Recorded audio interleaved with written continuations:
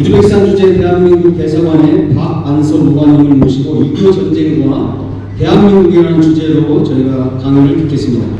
Позвольте пригласить на сцену господина Аганцо, военного атташе посольства Республики Корея в Республике Узбекистан, и он выступит с лекцией на тему «Война 25 июня и армия Республики Корея».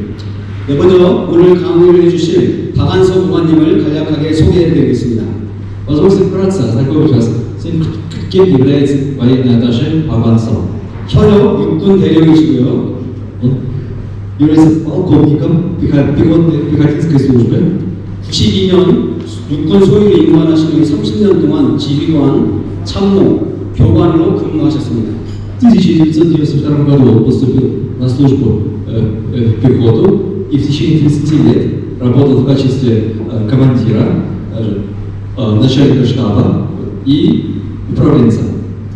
강원도 인제에서 3군단 헌병 단장을 마치시고 2020년 8월부터 주우즈베키스탄 대사관에서 국방무관으로 근무하고 계십니다.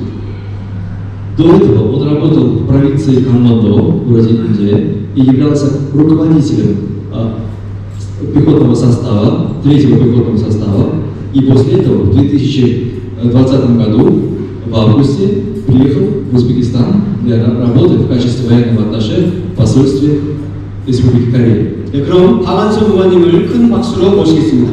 Поаплодируем господину военному атташе. 네, 안녕하십니까. 박안서 대령입니다. Здравствуйте, меня зовут Пак Анцо. 존경하는 호선행 민주평통 중앙아시아 협의 회장 등을 비롯해서 우리 민족의 평화 통일을 위해 쓰시는 민주평통의 중요한 행사에 참석하게 되어 매우 영광스럽습니다. Я хочу поблагодарить и выразить свое уважение господину председателю Центральноазиатского регионального отделения, господину Хосуне, а также всем, кто оказывает усилия во имя процветания и мира на Корейском полуострове. 다 아시다시피 내일이 6.25 전쟁이 발발한 지 72주년이 되는 날입니다. Как вы знаете, завтра именно будет тот день, когда началась Корейская война, и этой дате уже исполняется 72 года. 군인으로서 그 6.25 전쟁 발발 기념일을 맞는 것은 해마다 굉장히 의미가 있고 또 그런 가운데 우즈벡에 와서 제가 2번 이렇게 강연을 하게 돼서 듣는 굉장히 영광스럽고 의미 있습니다. Для меня, как человека военного, эта дата, начала Корейской войны, имеет свое особое значение. И то, что мне уже дважды предоставилась возможность в Узбекистане читать лекцию, для меня это большая честь. 작년과 달리 작년에는 학생들이 많이 있었는데요. 올해는 우리 임원님들만 계시기 때문에 너무 상세한 얘기보다는 좀 일반적인 특징적인 말씀만 좀 드리고 또 최근에 발생한 그 우크라이나 사태 이런 것들도 잠깐 제가 생각난 대로 말씀을 드리고자 합니다.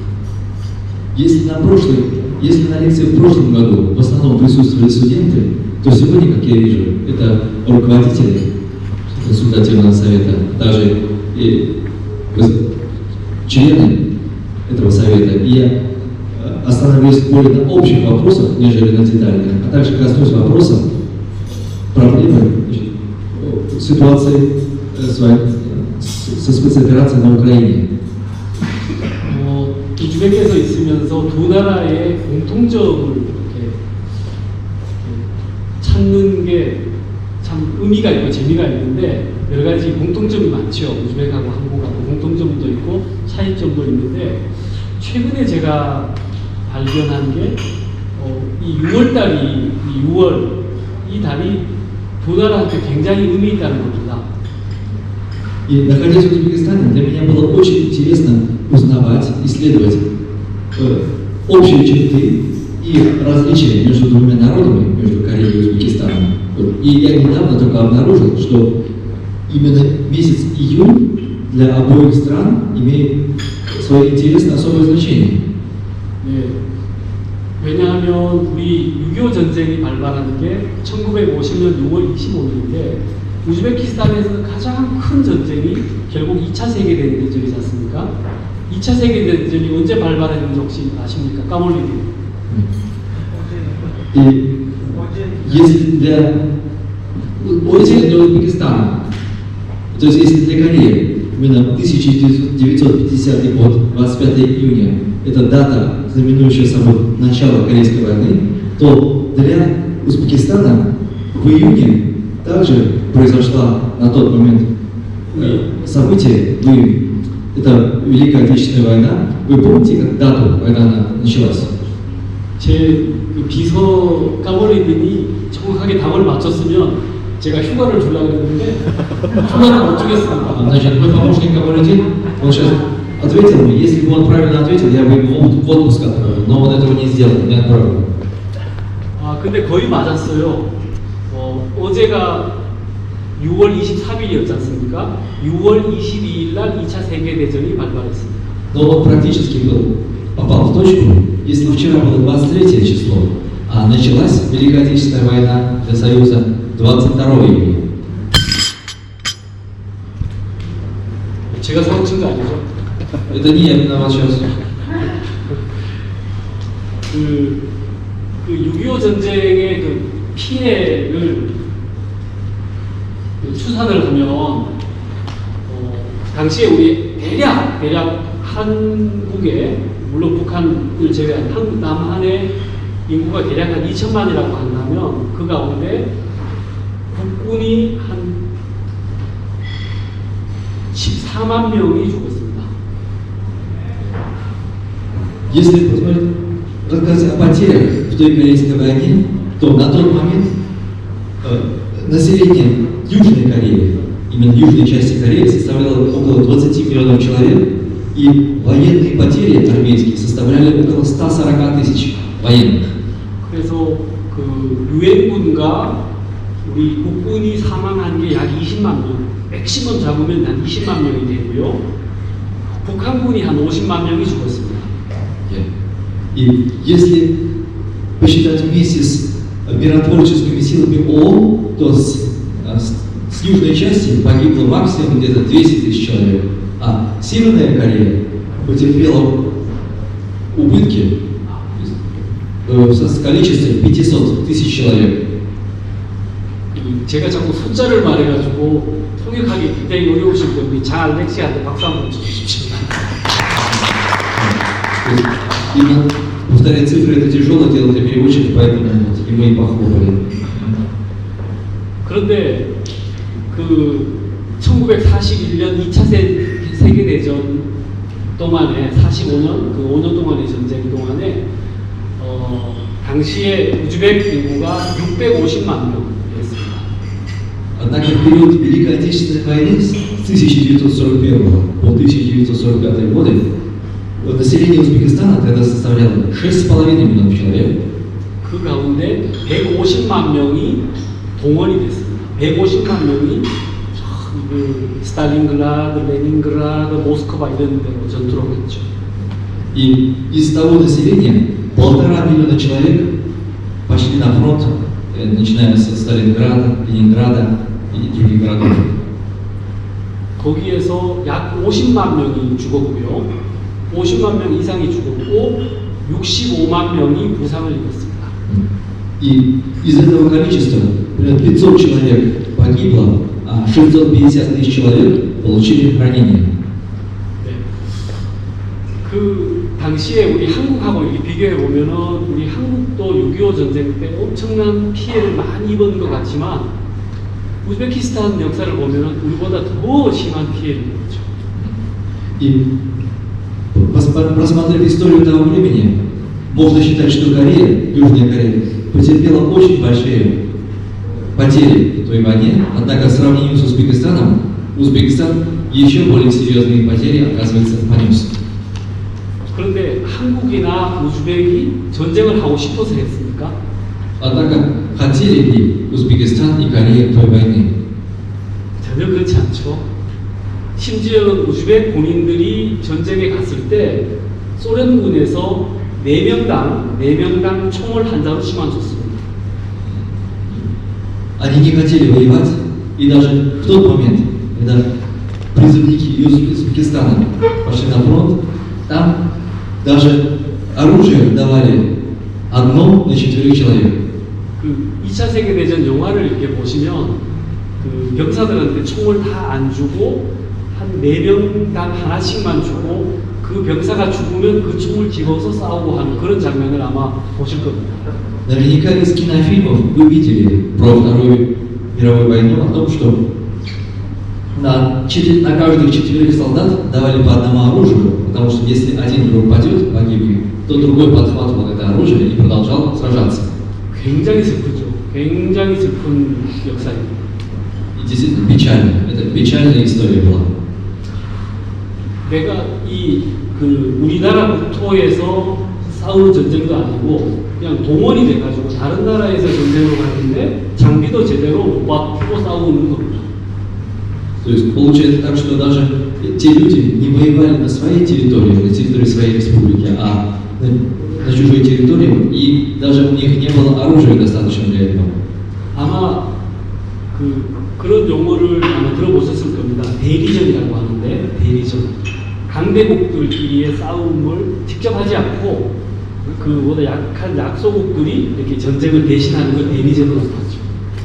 И наверняка вы слышали такой термин, который может звучать как прокси-война. То есть это когда идет сражение между большими державами, однако туда вовлекаются и маленькие страны. Прокси-война.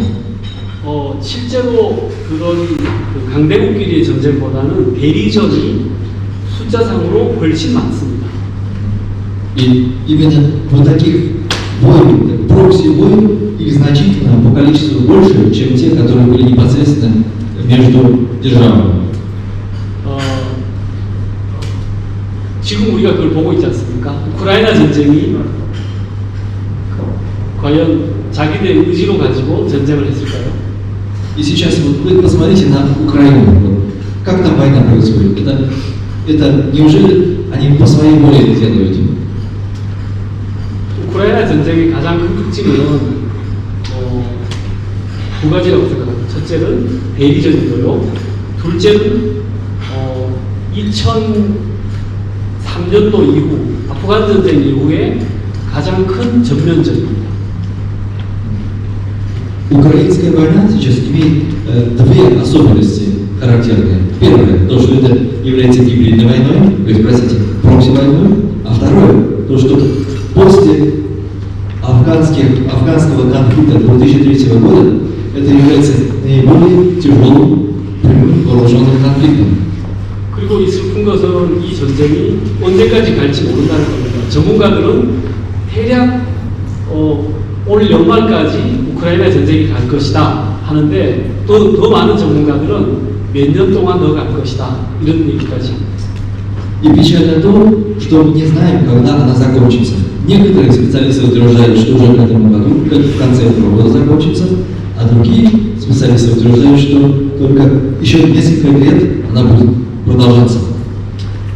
우리는 다 평화 통일을 지향하고 평화를 지향하고 또 평화 통일을 지향합니다. Мы же стремимся здесь к миру, а также к мирному объединению с вами. 그러나 지금까지 적어도 제가 국민으로서 30년 동안 전쟁의 현상을 보고 공부를 하고 한 경험한 바로는 결코 그 평화는 말로 평화가 유지되는 것이 아니고 희생 없이 평화가 유지되는 경우는 없다고 생각합니다.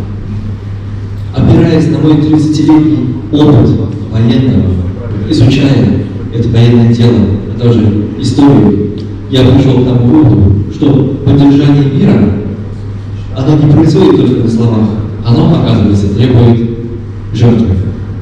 제가 그 화요일 날 이 허선행 협의회장님의 그 출판 기념회를 갔는데 굉장히 부러웠습니다. Во вторник я был на церемонии, посвященной в честь выпуска книги у нашего председателя Хосаны. И я очень завидую ему. 저도 92년도 원래 저도 상당히 의미 있는 해인데 92년도에 사관학교를 졸업하고 이제 군 생활을 30년 동안 했습니다. Я тоже в тот же 1992 год. В том году я закончил офицерскую школу вот, и поступил на военную службу.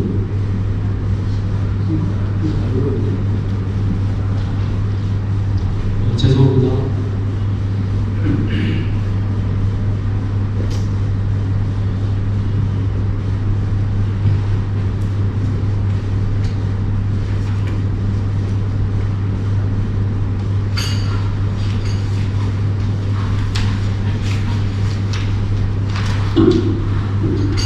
이게 원래 항상 연습할 때하고 다르고 실제로 하면 꼭 실수가 생기더라고요. Сколько бы я ни репетировал свои лекции, вот обязательно такое случается. 별게 아니고 저는 제 옛날 사진을 좀 보여드리려고 합니다. Тут ничего такого, просто свои старые фотографии хотел вам показать.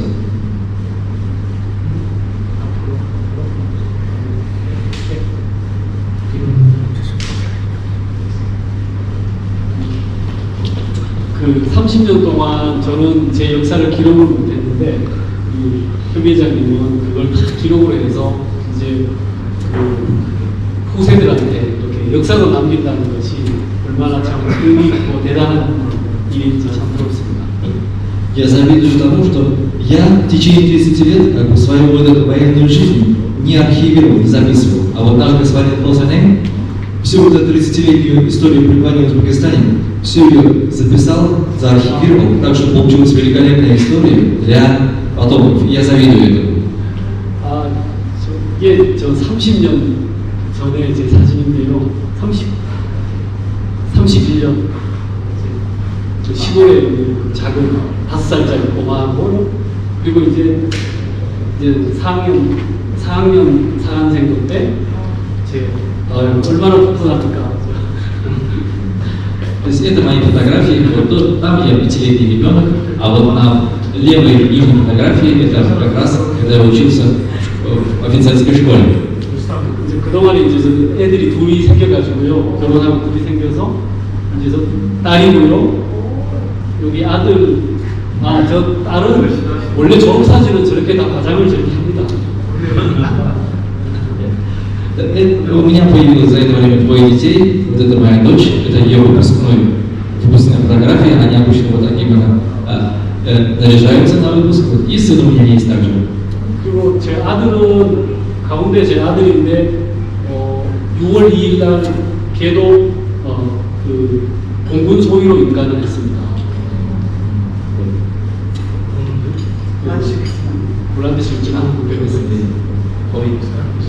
И также это мой сын. Вот, и 2 июня вот, он также, то есть ему присвоили звание младшего лейтенанта. 누가 알아주든 알아주지 않든 간에 저는 저와 제 아들이 우리나라를 위해서 이렇게 헌신하고 있다는 것에 대해서 굉장히 자부심을 느끼고 있습니다. И признает ли кто-то этот факт или не признает, но то, что я вот, и мой сын, мы находимся на службе и самоотверженно служим, я вас 감사합니다. благодарю вас. 자, 이제 제가 이렇게 얘기를 이렇게 다른 얘기를 좀 많이 돌아가면서 했는데 핵심적인 얘기를 간단히 해서 정리를 하면서 오늘 강의를 이제 한 10분 정도만 말씀을 드리겠습니다. Я немножко отвлекся от основной темы, теперь к ней приступлю, но недолго совсем, буквально 10 минут. 6.25 전쟁에 대한 그 평가 그리고 보는 관점은 굉장히 많이 다릅니다. 한국이 다르고 미국이 다르고 북한이 다르고 중국이 또 다르죠. Оценка и видение той корейской войны у каждой страны разная. У корейской стороны, у Южной Кореи свое видение, у Америки свое, у Северной Кореи и у Китая также своя оценка и видение. 그 일반적으로 미국이나 유럽에서는 코리안 워라고 합니다. 한국 전쟁 이렇게 하고요. Америке и в Европе обычно это называют Корейской войной. 우리는 6.25 전쟁이라고 하죠. 날짜를 지어서. Мы называем это войной 25 июня. 중국은 항미 원조 전쟁이라고 하죠. 항미 원조 전쟁. 그러니까 미국과 싸워서 조선을 구한 전쟁이다. А в Китае называют это то есть, корейско-американской вспомогательной войной. То есть это воевали с Америкой, чтобы Америка воевала, чтобы освободить Корею. 북한은 민족 해방 전쟁이라고 합니다. 민족 해방 전쟁. А Северная Корея называют эту войну национально-освободительной войной. 그 50년도에 전쟁이 발발해서 북한이 남침을 하고요. 그리고 그 경상북도만 남는 가운데 북한이 거의 그 전 국토를 장악했습니다. И в 1950 году Север вторгся на юг и практически захватил всю территорию, за исключением небольшого клочка провинции Кёнсан-Намдо. 그리고 1950년 9월 15일 인천 상륙작전이 성공하고 다시 북진을 해서 거의 그 압록강까지 거의 압록강 초산까지 진격을 했습니다. Однако в том же 1950 году произошла высадка союзных войск, благодаря которой пошло движение вверх, и территория была отвоевана до реки Амноккам. 그러나 이미 그 한국군과 유엔군이 초산까지 갔을 때는 이미 중공군이 한국 국토에 이미 들어와 있었습니다. Однако по мере того, как союзные корейские и американские войска поднимались вверх, уже на территории полуострова присутствовали китайские войска. 그리고 나서 이제 그 실제로는 한국보다는 미군과 중공군 간의 전투가 굉장히 격렬하게 진행됐죠. И тут уже происходила борьба не сколько между корейскими войсками, а между американскими и китайскими. 그리고 거기에서 가장 치열했던 전투가 장진호 전투라고 합니다. 장진호, 북한에 있는 호수 이름입니다. 장진호. И самая ожесточенная битва между США и Китаем произошла на территории Севера. Это называется битва при Чангдин, озеро Чангдин. 이 장진호 전투에 대해서 중국에서도 영화를 많이 만들어서요. 그 선전을 많이 하고 미국에서도 선전을 많이 합니다. Именно по битве у озера Чангдин Китай снял много информационно-пропагандистского материала, и Америка также все это визуально так, пропагандировала. 그리고 그때 아주 역사적인 일들이 많이 발생하죠. 그 함흥에서 철수를 해서 부산으로 가는 그 원산 철수, 함흥 철수 그런 일들이 있고요. 그때 나온 영화가 국제시장이라고 읽어보셨죠? 국제시장에 보면 그 탈출하는 장면들이 나오고 우리 전 문재인 대통령께서도 그 공원인들이 그렇게 탈출을 하셨었죠. А также в то время с территории Севера происходили массовые исходы, то есть массовые побеги, которые в истории зафиксированы как массовый исход из Хамхын, массовый исход из Вонсан, и в таких кинофильмах, которые называются как Кукче-Сичан, то есть как международный рынок, это было хорошо описано. И в частности, родители президента Мун Чже Ин, они также в свое время бежали с северной части туда на юг. 실제로 전투를 한 것은 1년 동안 치열하게 했고요. 2년 동안은 협상하는 과정에서 그 영토를 더 확보하기 위해서 또 아주 그 긴 진지전, 그 땅을 파고 싸운 그 참호를 팠던 그런 그 전투가 오래동안 지속됐습니다. 그때 나온 영화, 그와 관련된 영화가 진지전이라는 영화가 있죠. 그런 배경을 가지고 만든 영화. Фактически ожесточенные бои длились первый год, 1 год, а потом это уже была такая война, в ходе которой в течение 2 лет были отступления и нападения, зарывание, то есть вырывание каналов и окопов. То есть, и это хорошо описывается фильме, который по-корейски называется «Чин지전». 그 6.25 전쟁으로 인해서 사실은 전쟁이 어느 한쪽에서 승리한 것이 아니고 다시 그 38선을 거의 유지하는 가운데 다시 전쟁이 끝났고요. 제 생각에는 우크라이나도 그렇게 될 것 같습니다. И тогда вот, итог той Корейской войны, как вы знаете, произошел, когда провели демаркационную линию 38-й параллели. Возможно, события на Украине могут закончиться по приблизительно такому же сценарию. 남북 간의 대립이 계속 지속되고 있고요. 또 문화적인, 경제적인 차이도 계속 지속되고 있고요. 또 이산 가족들의 고통은 아직까지 계속되고 있습니다. То есть, и после этого, как вы знаете, противостояние севера и юга и дальше продолжается, же культурные и другие различия все более углубляются и продолжаются, и боль разделенных семей, она не прекращается. 그러나 또 반면으로 우리가 공산 세력들을 격퇴하고 국가를 방위했고 또 그전에는 이렇게 국가의 방향을 제대로 설정하지 못하고 왔다 갔다 하다가 확실히 반공사상을 정착을 시키고 그리고 자유민주주의에 대한 확신을 가지고 이제 그 방향으로 국가를 발전시켰죠. И в результате войны вот, нам удалось коммунистический режим отторгнуть, заставить его отступить. И тогда государство взяло на вооружение антикоммунистическую идеологию, а также сделало свой выбор в пользу демократии и свободы. 그리고 이제 한미 동맹이 강화됐고 그리고 군사력도 굉장히 그 전쟁 직후에 강화됐습니다. А также усилился союз между Америкой и США, и таким образом увеличилась военная мощь Южной Кореи. 그 해마다 그 미국의 그 조사기관 유명한 그 군사력을 평가하는 조사기관이 있는데 글로벌 파이어파워라고 하는 기관이 있는데요. 이제 그 국가별로 그 군사력의 순위를 이렇게 그 발표를 합니다. 한번 퀴즈도 내볼까요? В Америке есть такое агентство, издание, называется Global Firepower, которое ежегодно выставляет рейтинг наиболее сильных компаний стран по военной мощи. Попробуйте отгадать.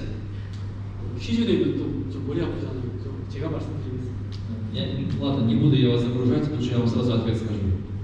1위는 미국이고요. На первом месте, конечно же, США. 2위는 러시아. На втором Россия.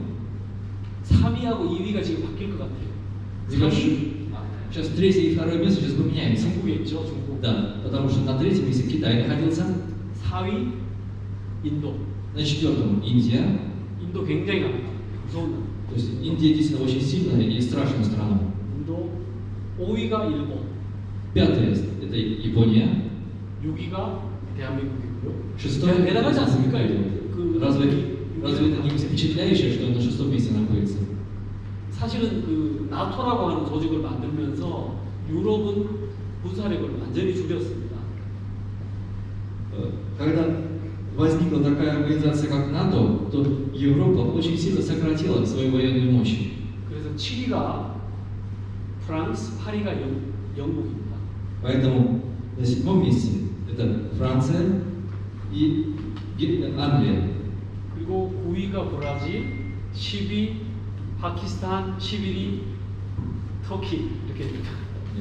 На девятом месте Бразилия, на десятом Пакистан и на одиннадцатом Турция.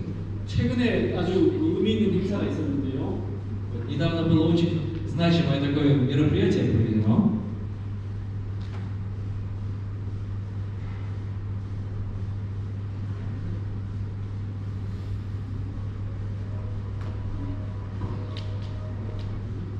그 올해 4월달에 우리 그 국산 그 4.5세대 전투기 KF-21 보라매를 시제품을 만들었고요. 7월달에 시험 비행을 할 겁니다.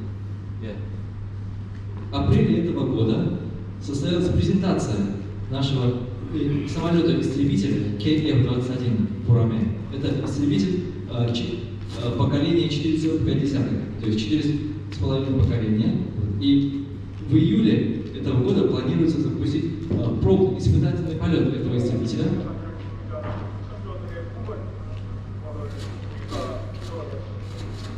사실 아직까지는 이게 지금 시험만 하고 있고 아직 양산 단계도 아니고 초기 단계입니다. 그리고 이게 만들어질 때 다 만들어진 이제 그 야전 부대에 이렇게 나갈 때가 2030년도가 될 텐데 그때 다른 나라 중국이나 러시아는 아마 더 좋은 무기를 만들 겁니다. Значит, фактически это пока так называемый испытательный образец. Это пока не в массовом производстве он. И наверняка уже на боевой полигон, боевые действия, он будет запущен только ближе к 2030 году. Но наверняка уже к тому времени и Россия, и Китай выпустят более современное оружие. 그러나 그럼에도 불구하고 우리 자체적으로 우리를 지킬 수 있는 스스로의 무기를 만든다고 하는 것은 굉장히 중요합니다. Однако здесь очень важно то, что мы своими собственными силами и знаниями смогли создать оружие, которое защищает нас.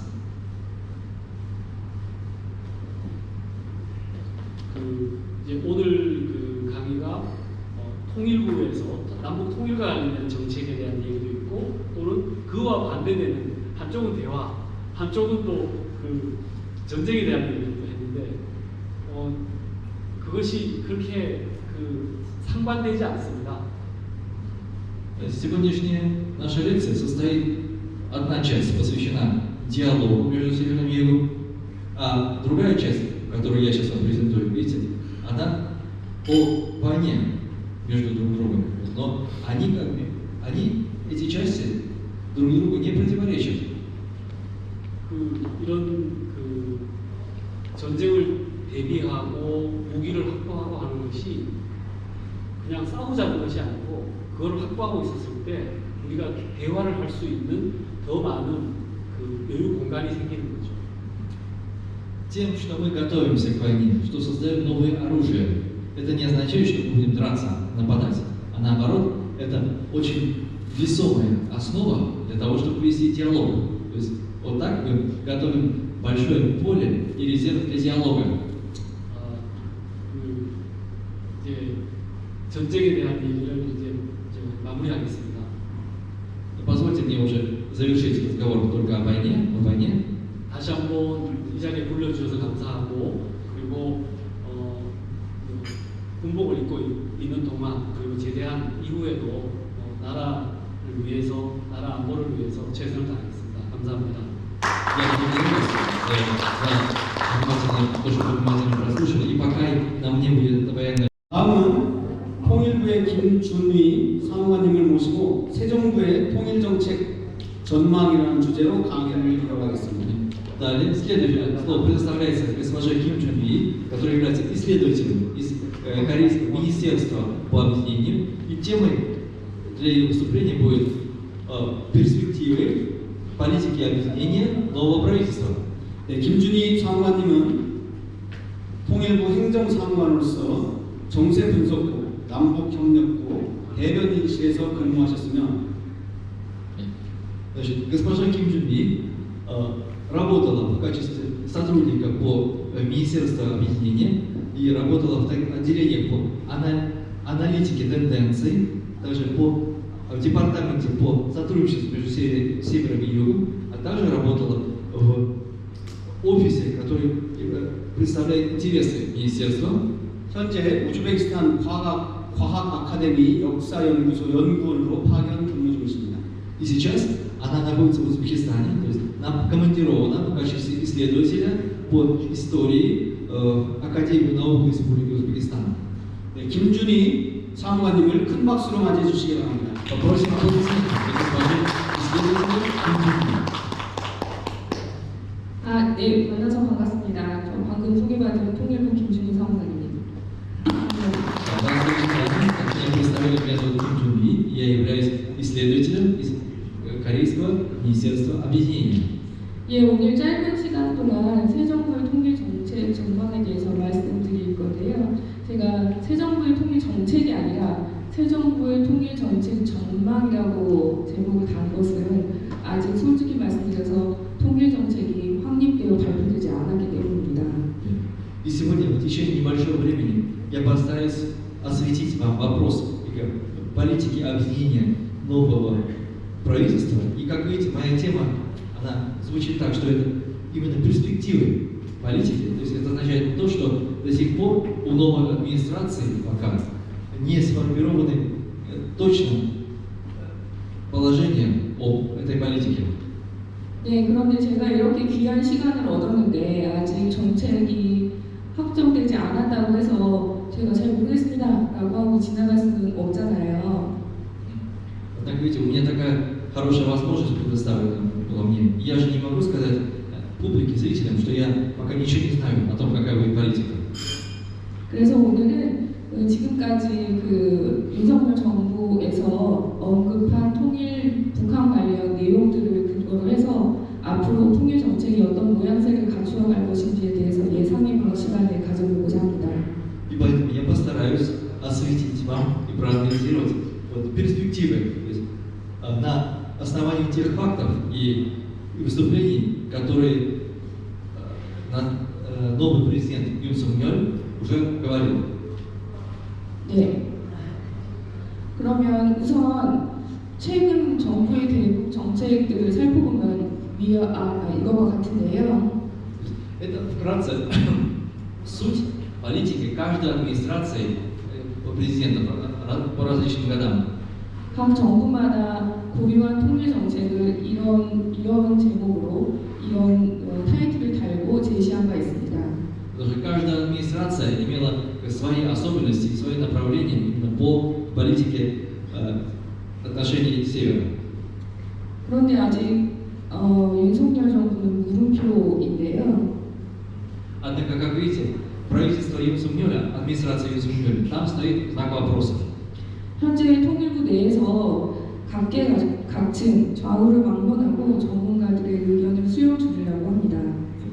Потому что сейчас, именно начиная с Министерства объединения и по другим ведомствам, идет опрос и сбор информации для создания этой политики. 곧 정리가 되어서 한 달 정도 이후에 확정돼서 대국민 발표를 할 수 있을 것으로 생각됩니다. И нам думается, что примерно через месяц, когда уже будет собрана и проанализирована информация, тогда будет уже оглашена официально политика новой администрации. 네, 그러면 윤석열 대통령이 취임사에서 북한 혹은 통일 문제에 대해서 어떻게 언급했는지 한번 먼저 보도록 하겠습니다. Давайте пока посмотрим свои инаугурационные и других речах. Вот что президент Юн Сун Йоль говорил о Северной Корее и об объединении. 이게 어떤 것도 자유와 평화에 대한 위협에서 자유롭지 못합니다. 지금 한반도와 То есть весь мир находится еще под угрозой вот, и не смог достичь той степени свободы и 한반도뿐 мира. 아니라 아시아와 세계의 평화를 위협하는 북한의 И 핵개발에 наше 대해서 отношение к ядерным разработкам Севера, которые угрожают не только азиатскому континенту, но и другим, мы считаем, что нужно для этого решительные меры, 그리고 북한이 а именно проводить диалог с этой Северной Кореей. 비핵화로 И 전환을 уже 한다면 требуем, чтобы Север приостановил 협력하여 развитие, 북한 경제와 разработку ядерного вооружения, 북한 주민의 чтобы перешел на демилитаризацию. 획기적으로 개선할 수 있는 Мы 담대한 계획을 подготовим такую смелую программу, которая сможет это решительно и кардинально эту ситуацию изменить. 북한의 비핵화는 Именно демилитаризация Кореи и Северной Кореи, она принесет не только 아시아와 стабильный 전 мир на Корейский полуостров, 평화와 но даже 번영에도 сделать большой вклад в развитие, то есть процветание и мир во всем мире, не только в Азии. 네, 지금 윤석열 대통령은 취임사에서 담대한 계획이라는 것을 언급했는데요. 담대한 계획이란 간단히 말해서 북한이 핵 개발을 중단하고 실질적 비핵화로 전환하면 국제사회와의 협력을 통해서 북한 경제를 획기적으로 개선시키는 방안을 마련하겠다. 이것은 결국 한반도의 지속 가능한 평화를 정착하는 것은 물론 전 세계 통합 번영에 기여할 것이다. 이런 내용입니다. И как вы только что услышали в речи президента нового Ким Чен Ына, именно вот это слово «смелая программа», суть которой заключается в приостановлении разработки ядерного оружия на севере, также фактическая, реальная его демилитаризация, которая в дальнейшем приведет к улучшению, кардинальному улучшению экономики севера с помощью сотрудничества с международным сообществом, и это в свою очередь несет вклад в процветание и мир не только в Азии, но и на Корейском полуострове, но и во всем мире. 네, 아무래도 짧은 취임사 안에서 당장 계획을 모두 구체적으로 설명하기는 어려웠는데요. Конечно, в краткой инаугурационной речи тяжело было все это поместить. 좀 더 자세한 내용을 예상하기 위해서는 대통령이 되기 전 후보자 시절에 발표했던 공약집을 한번 볼 필요가 있겠습니다. И для того, чтобы более детализировать именно намерения этой новой администрации, можно обратиться к источникам, именно его до инаугурационным речам. 공약집에는 당선 이후 대한민국 전반을 어떻게 운영할 것인지에 대한 자신의 포부를 100여 가지 이상의 정책으로 설명하고 있습니다. То есть это там, где еще тогда будущим кандидатом он выставлял свою кандидатскую программу, то есть что он будет делать в вопросе отношений севера и юга. 우선 북한과 통일 문제 관련해서는 남북 관계 정상화를 목표로 제시하고 있습니다. В первую очередь, то есть его намерение направлено на нормализацию отношений севера и юга. 그 세부적인 내용은 이것과 같은데요. 이것은 다음에 한번 읽어보시기 바라고요. Это уже есть подробности, потом вы сможете сами познакомиться с этим, изучить. 지금 이 시간에 모두를 자세하게 설명드리긴 어려우니까 이 중에서 특징적인 내용을 몇 가지 말씀드리겠습니다. Кстати, сейчас в отведенное нам время очень детально все это объяснить нелегко, поэтому я на самых важных точках остановлюсь. 우선 북한의 비핵화 달성 과정에 따라서 평화협정을 체결하고 지속 가능한 평화와 안정을 구현하겠다 이렇게 얘기하고 있습니다. Значит, в первую очередь это при достижении возможной демилитаризации Северной Кореи, вот тогда только можно реализовать мир и безопасность, то есть стабильную мир и безопасность путем заключения мирного соглашения. 그리고 국제사회와의 공조를 강화하기 위해서 판문점 또는 워싱턴에 남북미 연락사무소를 개설하고 이거를 상설화하겠다 이렇게 말하고 있습니다. А также для коммуникации между Севером, Югом и США предлагается создать коммуникационный офис в Панмунджоме или в Вашингтоне. 여러분들 얼마 전에 개성있는 남북 연락사무소 폭파되는 거 보셨죠? Вы, наверное, помните, что в городе Кесон недавно было взорвано, подорван именно коммуникационный офис между Севером и Югом. 그 연락사무소 설치하기 위해서 저희 직원들도 물론이고 정부 부처의 많은 사람들이 큰 노력을 했었는데요. И для восстановления этого офиса многие сотрудники нашего министерства и других ведомств очень много приложили усилий. 그 연락사무소 폭파될 때 제 마음도 폭파되는 것 같았습니다. Но когда этот офис взорвался, нам казалось, что и наши души тоже взорвались от этого. 그런데 그 남북 연락사무소 건물이 폭파되었다고 해서 남북 연락 채널이 완전히 끊긴 건 아닙니다.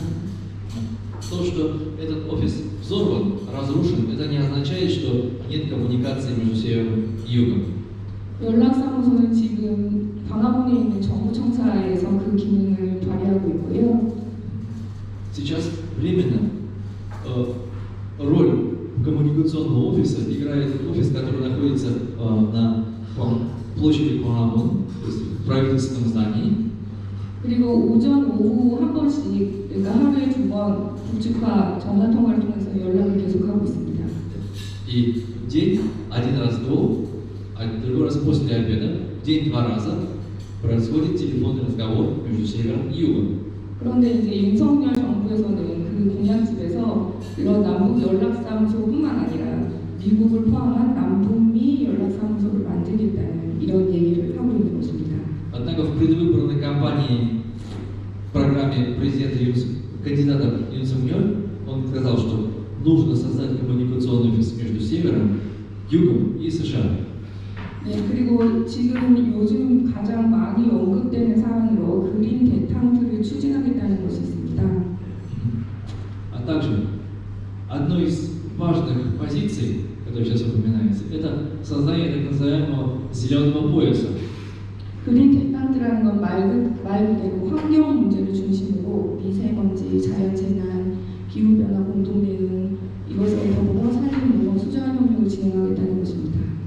То есть, как вы понимаете, зеленый пояс связан именно с экологией, с решением вопросов, связанных с микропылью, с различными естественными катаклизмами, изменениями климата, а также с созданием лесонасаждений, развитием сельского хозяйства и сотрудничеством в области водных ресурсов. 이것은 결국 국민 생활에 밀접하면서도 지속 가능한 성장을 계속하기 위해서 대화의 채널을 계속해서 열어주겠다. 이것을 그 매개로 하여 남북과 그 화해 교류 협력을 진행하겠다. 이런 의지를 표명한 것으로 생각하시면 됩니다. И вы можете считать, что именно этот пункт также присутствует здесь, и он нацелен на улучшение жизни, и в том числе на поддержание дальнейшего разговора диалога между Севером и Югом. 네, 그리고 물론 인도적 문제 관련해서는 비핵화 전이라도 그 북측과 함께 영유아 지원이라든지 아니면은 그 재난구호 같은 걸 진행하겠다는 지원 실시를 계획하고 있습니다. А также с точки зрения, с гуманитарной точки зрения, также есть необходимость осуществления различных вариантов сотрудничества с созданием так называемых национальных содружеств, которые были бы направлены на оказание гуманитарной поддержки Северу даже до момента демилитаризации. 네, 그리고 명시적으로 민족 공동체 통일 방안을 계승하겠다 이렇게 얘기하고 있습니다. А также именно это вариант объединения на базе национального содружества. 민족 공동체 통일 방안에 대해서 모두 다 한 번쯤은 들어보셨을 텐데요. Наверняка вы хоть раз не слышали о таком понятии, как национальное содружество. 이것은 1994년 김영삼 대통령이 8.15 경축사에서 천명한 통일 방안입니다. Это один из вариантов объединения, которое было впервые озвучено президентом Ким Йонг Сам в 1994 году. 네, 그리고 그 이후 우리 정부의 공식적인 통일 방안으로 채택되어 지금까지 추진되고 있습니다. И это стало одной из официальных направлений правительства Кореи, и до сих пор оно продолжается. 이건 기본적으로 선화해 협력, 후 평화 통일 이것을 단계적으로 진행하겠다 이런 얘기입니다. 이런 정책입니다. То есть именно здесь смысл заключается в непрерывном сотрудничестве севера и юга и стремлении к улучшению. 네, 여기 맨 마지막 단계 우리 통일국가는 결국 한민족, 한국가의 통일국가 모습을 갖추게 될 것이라고 상정하고 있습니다. И, как вы видите, самая последняя стадия этого процесса, то есть это когда мы становимся одной нацией и одним государством. 네, 그러면 여기에서 비교를 한번 해보기 위해서 북한의 통일 방안은 어떤지 한번 보시도록 하겠습니다. И для сравнения, давайте посмотрим, как видит картину объединения северная сторона. 북한의 공식적인 통일 방안은 고려민주연방공화국 창립 방안입니다.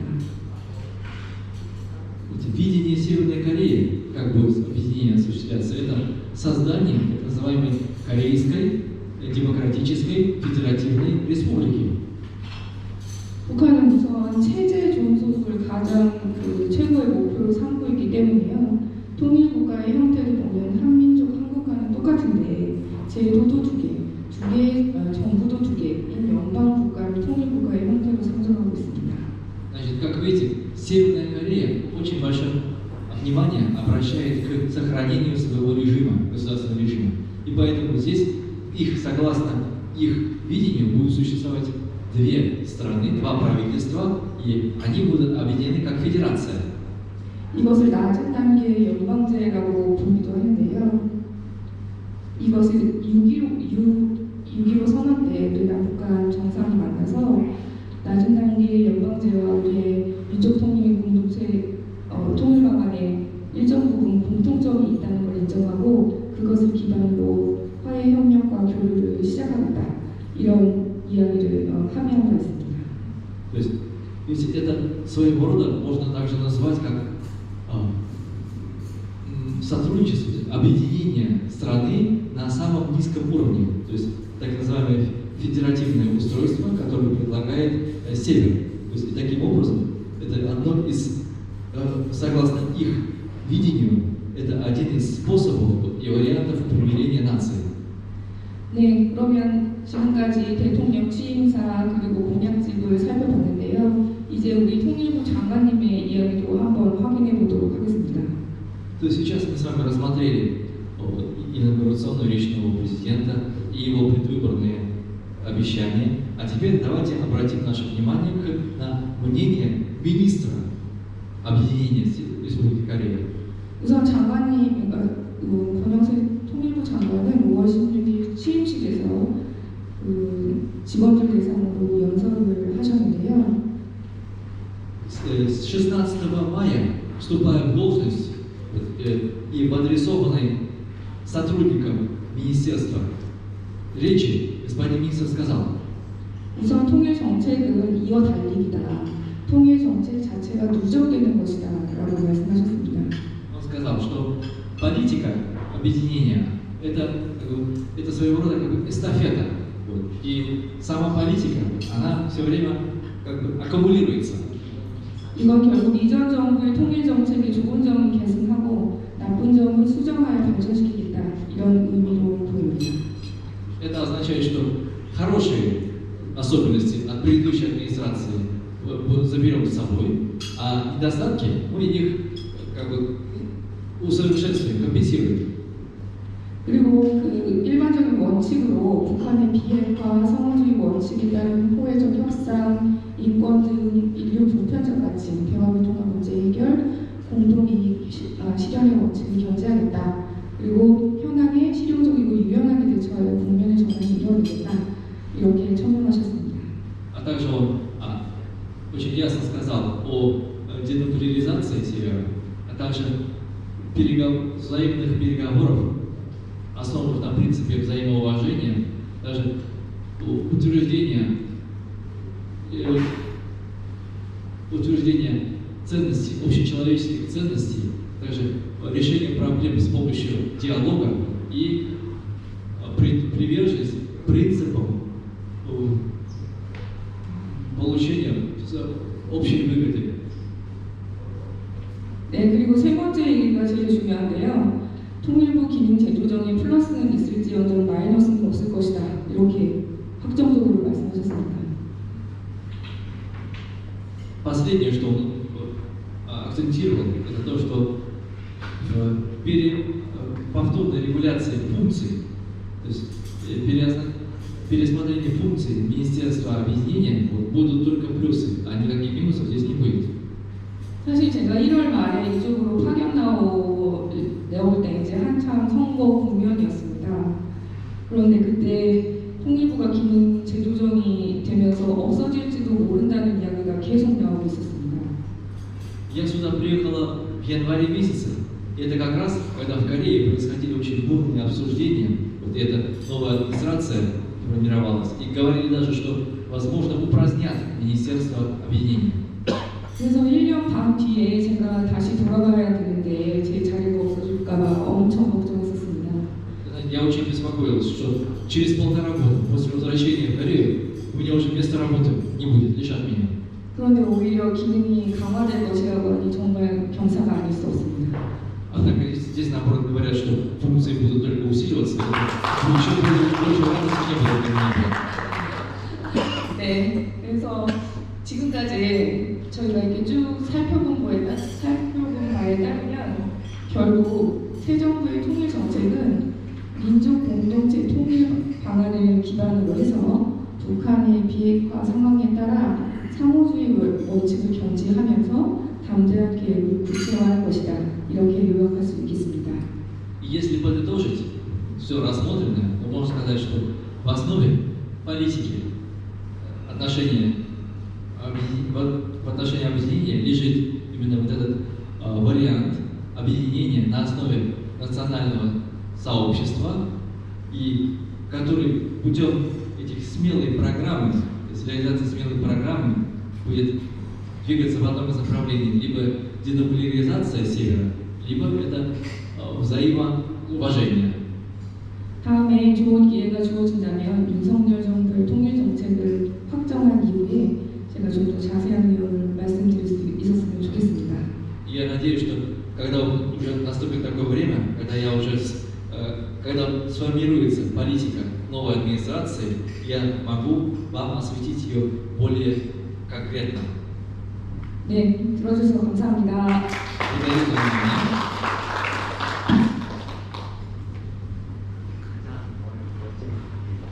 네, 짧은 시간 안에